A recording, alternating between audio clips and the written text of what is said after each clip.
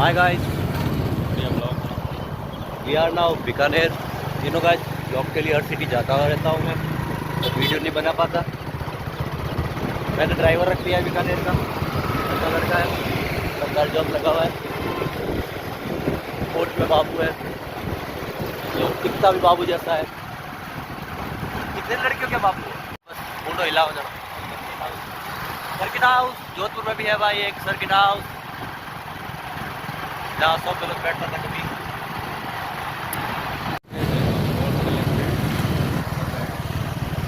और पीछे बहुत बड़ी है।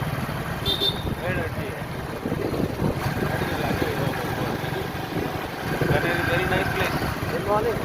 Morning bro. कहाँ जा रहे हैं? I love Bikaner. You love Bikaner?